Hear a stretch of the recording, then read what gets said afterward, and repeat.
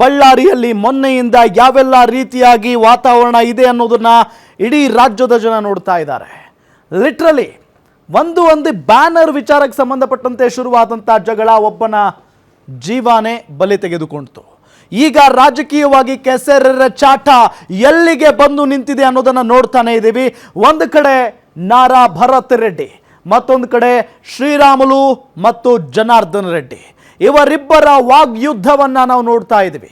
ಬಹಳ ಪ್ರಮುಖವಾಗಿ ನಾರಾ ಭರತ್ ರೆಡ್ಡಿ ಅವರ ಕಡೆಯ ಗನ್ಮ್ಯಾನ್ ಏನಾದರೂ ಇಲ್ಲಿ ಡಮ್ ಅನ್ಸಿದ್ರ, ಅಥವಾ ಇತ್ತ ಬಿಜೆಪಿಯ ನಾಯಕರ ಕಡೆಯ ಗನ್ಮ್ಯಾನ್ ಏನಾದರೂ ಬುಲೆಟ್ನ ಹೊರಗೆ ಹಾಕಿದ್ರ? ಇದು ಈಗಿರುವಂಥ ಪ್ರಶ್ನೆ. ಹಾಗಾಗಿ ಏನಾಗಿದೆ ಅಸಲಿ ಕತೆ ಈ ಬುಲೆಟಿನಲ್ಲಿ ನೋಡ್ತಾ ಹೋಗೋಣ.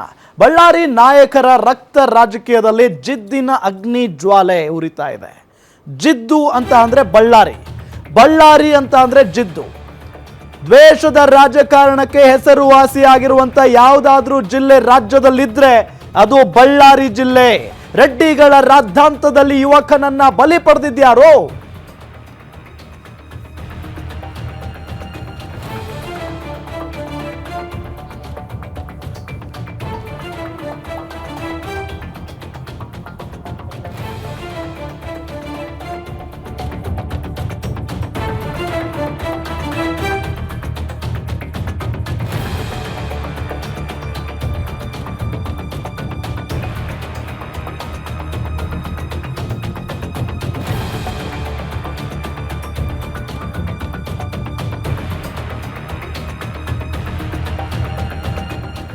ರೆಡ್ಡಿಗಳ ರಾದ್ಧಾಂತದಲ್ಲಿ ಯುವಕನನ್ನ ಬಲಿ ಪಡೆದಿದ್ಯಾರೋ? ಬಳ್ಳಾರಿ ಬ್ಯಾನರ್ ಬಡಿದಾಟದಲ್ಲಿ ಹಾರಿದ ಗುಂಡು ಯಾರದ್ದು?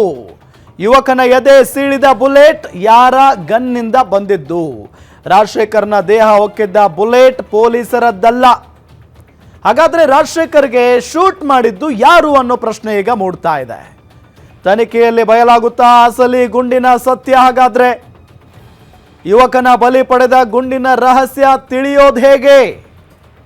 ಗ್ಯಾರಂಟಿ ನ್ಯೂಸ್ನಲ್ಲಿ ಬಳ್ಳಾರಿ ಬುಲೆಟ್ನ ಇಂಚಿಂಚು ಮಾಹಿತಿ ನಿಮ್ಮ ಮುಂದೆ. ಬಳ್ಳಾರಿ ನಾಯಕರ ರಕ್ತ ರಾಜಕೀಯದಲ್ಲಿ ಜಿದ್ದಿನ ಅಗ್ನಿ ಜ್ವಾಲೆ ಉರಿತಾ ಇದೆ. ಒಂದು ಬ್ಯಾನರ್ ವಿಚಾರಕ್ಕೆ ಸಂಬಂಧಪಟ್ಟಂತೆ ವಾಲ್ಮೀಕಿ ಮೂರ್ತಿ ಅನಾವರಣ ಕಾರ್ಯಕ್ರಮ ಇತ್ತು 3ನೇ ತಾರೀಕು, ಅಂದರೆ ಇವತ್ತೇನೆ. ಅದ್ಭುತವಾಗಿ ಅದ್ದೂರಿಯಾಗಿ ಮಾಡಬೇಕು ಅಂದ್ಕೊಂಡಿದ್ದಂಥ ಒಂದು ಕಾರ್ಯಕ್ರಮ ಇದು. ಬಟ್ ಹೆಂಗಾಗ್ಬಿಡ್ತು ಅಂತ ಅಂದರೆ ಪರಿಸ್ಥಿತಿ, ಹಬ್ಬದ ರೀತಿಯಲ್ಲಿ ಇಡೀ ಬಳ್ಳಾರಿ ನಗರವನ್ನು ಶೃಂಗಾರ ಮಾಡಬೇಕು ಅನ್ನೋ ನಿಟ್ಟಿನಲ್ಲಿ ಪ್ಲಾನ್ ಮಾಡಿಕೊಂಡು ಬ್ಯಾನರ್ಗಳನ್ನು ಕಟ್ಟೋದೊಂದು ಈ ರಾಜಕಾರಣಿಗಳ ಚಾಳಿ ಅದು. ಸೊ ಆ ಬ್ಯಾನರ್ಗಳನ್ನು ಕಟ್ಟುವಂಥ ಸಂದರ್ಭದಲ್ಲಿ ಜನಾರ್ದನ್ ರೆಡ್ಡಿ ಅವರ ಮನೆ ಮುಂದೆ ಕಟ್ಟಿಬಿಟ್ಟಿದ್ರಂತೆ ಕಾಂಗ್ರೆಸ್ನವ್ರು ಹೋಗಿ.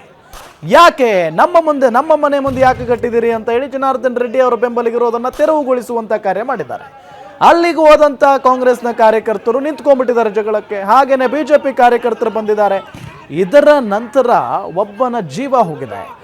ಬಳ್ಳಾರಿ ಬುಲೆಟ್ ಸೀಕ್ರೆಟ್, ಇದನ್ನ ಗಮನಿಸ್ತಾ ಹೋಗೋಣ. ಈಗ ಬಳ್ಳಾರಿಯಲ್ಲಿ ಹಾರಿದ ಬುಲೆಟ್ ಯಾರ ಕಡೆಯದ್ದು? ಯಾವ ಗನ್ನಿಂದ ಬಂದಿದ್ದು? ಬಿಜೆಪಿಯ ಜನಾರ್ದನ್ ರೆಡ್ಡಿಯವರ ಗನ್ ಮ್ಯಾನ್ ಏನಾದರೂ ಹಾರಿಸಿದ್ರಾ, ಅಥವಾ ಇತ್ತ ನಾರಾ ಭರತ್ ರೆಡ್ಡಿ ಅವರ ಕಡೆಯ ಗನ್ಮ್ಯಾನ್ ಹಾರಿಸಿದ್ದ? ಇದನ್ನ ಗಮನಿಸ್ತಾ ಹೋಗೋಣ. ರಾಜಶೇಖರ್ ದೇಹದಲ್ಲಿದ್ದ ಬುಲೆಟ್ ಬೆನ್ನಟ್ಟಿದ ಪೊಲೀಸ್. ಈಗ ಪೊಲೀಸ್ನವರು ಬೆನ್ನಟ್ಟಿದ್ದಾರೆ. ರಾಜಶೇಖರ್ ದೇಹದಲ್ಲಿದ್ದಂಥ ಆ ಬುಲೆಟ್ ಯಾವ ಗನ್ನಿಂದ ಬಂದಿದ್ದು ಅನ್ನೋದು ಈಗಿರುವಂಥ ಪ್ರಶ್ನೆ. ಏನೋ ಬಳ್ಳಾರಿ ಗಲಭೆಯ 20ಕ್ಕೂ ಹೆಚ್ಚು ವಿಡಿಯೋ ಚೆಕಿಂಗ್, ಅಂದರೆ CCTV ಕ್ಯಾಮರಾಗಳನ್ನು ಕೂಡ ಈ ಸಂದರ್ಭದಲ್ಲಿ ಪರಿಶೀಲನೆ ನಡೆಸುವಂಥ ಕಾರ್ಯ ನಡೀತಾ ಇದೆ. ವಿಡಿಯೋದಲ್ಲಿ ಯಾರ್ಯಾರು ಗನ್ ಬಳಕೆ ಮಾಡಿದ್ದಾರೆ, ಯಾರ್ಯಾರ ಕೈಯಲ್ಲಿ ಗನ್ಗಳು ಇದ್ವು ಅನ್ನೋದನ್ನು ಕೂಡ ಕಂಡುಹಿಡಿಯುವಂಥ ಕೆಲಸ ನಡೀತಾ ಇದೆ. ಗನ್ ಯಾರದ್ದು, ಯಾಕಾಗಿ ಅಲ್ಲಿ ತರಲಾಗಿತ್ತು? ಸೊ ಇದು ಬಹಳ ಇಂಪಾರ್ಟೆಂಟ್ ಆಗುತ್ತೆ. ಗನ್ ಯಾರದ್ದು ಮತ್ತು ಯಾವ ಕಾರಣಕ್ಕಾಗಿ ಅಲ್ಲಿಗೆ ತಂದಿದ್ರು ಅನ್ನೋದನ್ನ. ಇನ್ನು ಖಾಸಗಿ ಗನ್ಗಳನ್ನು ವಶಕ್ಕೆ ಪಡೆದಿದ್ದಾರೆ ಈಗಾಗಲೇ ಪೊಲೀಸರು. ಈ ಗನ್ಮೆನ್ಗಳಿರ್ತಾರಲ್ಲ, ಅಥವಾ ಒಂದಿಷ್ಟು ಜನ ಗನ್ಗಳನ್ನು ಅಲ್ಲಿ ತಂದಿದ್ರು. ಸೊ ಆ ಎಲ್ಲ ಖಾಸಗಿ ಗನ್ಗಳನ್ನು ಪೊಲೀಸ್ನವರು ವಶಕ್ಕೆ ಪಡೆದುಕೊಂಡಿದ್ದಾರೆ. ಈಗಾಗಲೇ 2 ಗನ್ಮ್ಯಾನ್ಗಳನ್ನು ಎನ್ಕ್ವೈರಿ ಮಾಡಲಾಗಿದೆ, ವಿಚಾರಣೆಗೆ ಒಳಪಡಿಸಲಾಗಿದೆ 2 ಗನ್ಮೆನ್ಗಳನ್ನು ಅನ್ನೋದು ಗೊತ್ತಾಗ್ತಾ ಇರುವಂಥ ಸಂಗತಿ. ಹಾಗಾದರೆ ಯಾರ ಕಡೆಯವರವರು? ಇನ್ನು ರಾಜಶೇಖರ್ ದೇಹದಲ್ಲಿದ್ದ ಗುಂಡು FSLಗೆ ರವಾನೆ ಮಾಡಲಾಗಿದೆ. ಆ ಗುಂಡು ಯಾವ ಒಂದು ಪಿಸ್ತೂಲ್ನಲ್ಲಿತ್ತು, ಯಾವ ಒಂದು ಗನ್ನಲ್ಲಿತ್ತು ಅನ್ನೋದರ ಬಗ್ಗೆ ಕಂಡುಹಿಡಿಯುವಂಥ ಕೆಲಸ ಈಗ ಇರೋದು. ನೋಡಿ, ಬೆಂಗಳೂರಿನ ಮಡಿವಾಳ FSL ಕೇಂದ್ರಕ್ಕೆ ರವಾನೆ ಮಾಡಲಾಗಿದೆ ಆ ಒಂದು ಗುಂಡನ್ನ ಅನ್ನೋದು ಗೊತ್ತಾಗ್ತಾ ಇದೆ.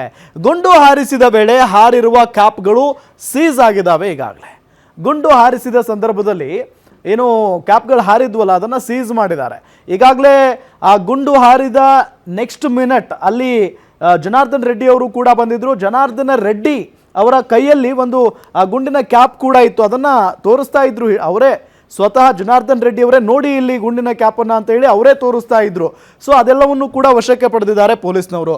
ಏನು ಸ್ಥಳದಲ್ಲಿ ಬಿದ್ದಿದ್ದ ಕ್ಯಾಪ್ ಸೀಸ್ ಮಾಡಿ FSLಗೆ ರವಾನೆ ಮಾಡಲಾಗಿದೆ.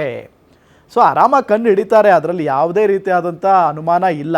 ಸೊ ಯಾವ ಗನ್ನಿಂದ ಫೈರ್ ಆಗಿದೆ ಅಂತ ಹೇಳಿ ಈಗ ಪರಿಶೀಲನಾ ಕಾರ್ಯ ನಡೀತಾ ಇದೆ. ಯಾವ ಗನ್ನು, ಆ ಗನ್ನು ಯಾರ ಕೈಯಲ್ಲಿತ್ತು, BJPಯವರ ಕೈಯಲ್ಲಿತ್ತ ಅಥವಾ ಕಾಂಗ್ರೆಸ್ನವರ ಕೈಯಲ್ಲಿತ್ತ, ಸೊ ಎಲ್ಲದರ ಬಗ್ಗೆಯೂ ಕೂಡ ಪರಿಶೀಲನೆ ನಡೀತಾ ಇದೆ. ಏನೋ ಗುಂಡು ಹಾರಿದ ಗನ್ ಮಾರ್ಕ್ ಪರಿಶೀಲಿಸ್ತಾ ಇದ್ದಾರೆ ಪೊಲೀಸ್ನವರು. ಗನ್ ಮಾರ್ಕ್ ಅನ್ನ ಪರಿಶೀಲಿಸಿದ್ರೆ ಸೊ ಎಲ್ಲವೂ ಕೂಡ ಗೊತ್ತಾಗ್ತಾ ಹೋಗುತ್ತೆ. ಇನ್ನು ರಾಜಶೇಖರ್ ದೇಹದಲ್ಲಿದ್ದ ಗುಂಡಿನ ಮಾರ್ಕ್ ಪರಿಶೀಲನೆ ನಡೆದಿದೆ ಈಗಾಗಲೇ. ರಾಜಶೇಖರ್ ಅಂತ ಅಂದ್ರೆ ಗುಂಡೇಟಿಗೆ ಬಲಿಯಾಗಿದ್ದಾನಲ್ಲ, ಈಗ ಕಾಂಗ್ರೆಸ್ನ ಕಾರ್ಯಕರ್ತ ಅಥವಾ ಕಾಂಗ್ರೆಸ್ MLA ಬೆಂಬಲಿಗ ರಾಜಶೇಖರ್, ಆತನ ದೇಹದಲ್ಲಿದ್ದಂಥ ಬುಲೆಟ್ ಅನ್ನ ತೆಗೆದುಕೊಂಡು ಈಗಾಗಲೇ ಪರಿಶೀಲನೆ ನಡೀತಾ ಇದೆ. ಎರಡು ಮಾರ್ಕ್ ಮ್ಯಾಚ್ ಆದಲ್ಲಿ ಬುಲೆಟ್ ಮೂಲ ಪತ್ತೆ ಆಗುತ್ತೆ. ಎರಡು ಮಾರ್ಕ್ ಮ್ಯಾಚ್ ಏನಾದರೂ ಪತ್ತೆ ಆಗಿದ್ದೇ ಆದರೆ ಬುಲೆಟ್ ಮೂಲ ಆರಾಮಾಗಿ ಪತ್ತೆ ಆಗುತ್ತೆ. ರಾಜಶೇಖರ್ ರೆಡ್ಡಿ ದೇಹ ಹೊಕ್ಕಿದ್ದು 12 mm ಅಂದರೆ 12 mm ಬುಲೆಟ್.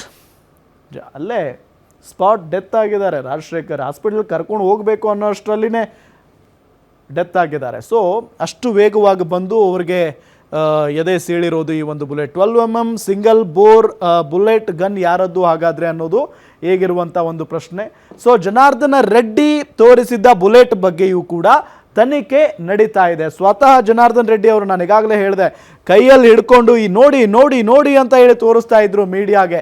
ಅಂದರೆ ಅವರಿಗೆ ಸಿಕ್ಕಿತ್ತು ಆ ಒಂದು ಗನ್. ಸೊ ಅವರು ತೋರಿಸಿದ್ದ ಬುಲೆಟ್ ಬಗ್ಗೆಯೂ ಕೂಡ ಈಗ ತನಿಖೆಯನ್ನ ಶುರು ಮಾಡಿದ್ದಾರೆ. ಏನೋ ಬಾಡಿಗಾರ್ಡ್ಗಳ ಎಲ್ಲ ಗನ್ ಸೀಸ್ ಮಾಡಿದ್ದಾರೆ ಪೊಲೀಸ್ನವರು ಅನ್ನೋದು ಗೊತ್ತಾಗ್ತಾ ಇದೆ. ಈತ ಜನಾರ್ದನ್ ರೆಡ್ಡಿ ಬಾಡಿಗಾರ್ಡ್ಗಳು ಕೂಡ ಇದ್ದಾರೆ, ಈತ ಶ್ರೀರಾಮುಲು ಅವರಿಗಿದ್ದಾರೆ, ಹಾಗೆ ಎಲ್ಲ ನಾಯಕರುಗಳಿಗೂ ಕೂಡ ಇದ್ದೇ ಇರ್ತಾರೆ.